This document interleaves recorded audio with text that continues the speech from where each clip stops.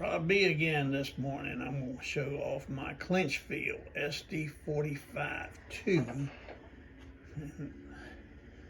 Somebody was reading about how these locomotives weren't really a popular locomotive. They had a lot of issues with GM. Of course, this is a Genesis. Let's see if I can. It's got a beautiful color to it. Look at that thing. It's number 3615. You can see inside the cab there. Really good Athearn detail on this locomotive.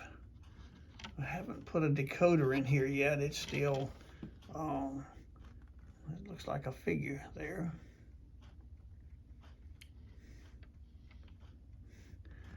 But the Seaboard Coastline and Clinchfield had a few of these locomotives. I think the color detail is pretty good on it.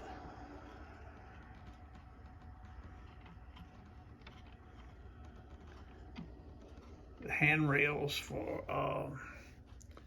Athearn are a bit better than they have been in the past, and the detail is pretty good. I've got an old Seaboard Sd45, the old style locomotives, and it's not near as good as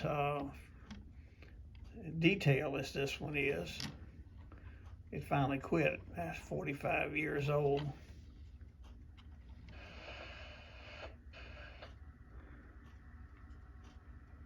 But I like the colors in it, similar to the new SD50s and 60s that they came out with.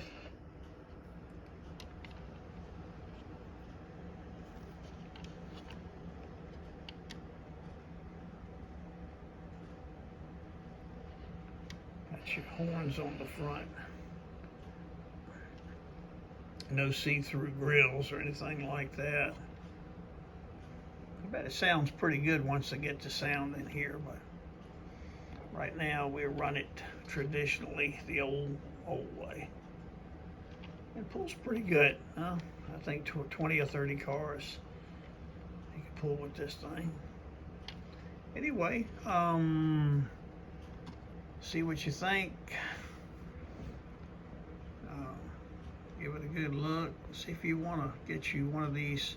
Oh, by the way, this came from Blue Ox Trains in Roswell, Georgia. My good buddy Steve over there. He's got a good selection of Athearn locomotives if you care to visit with him.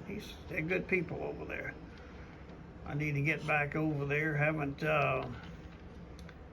since I started back to work. I'm working at the Advanced Auto in Villa Rica, and I haven't had a chance to get over there lately, but we're going to go pretty soon. So y'all have a nice day. We'll catch you later.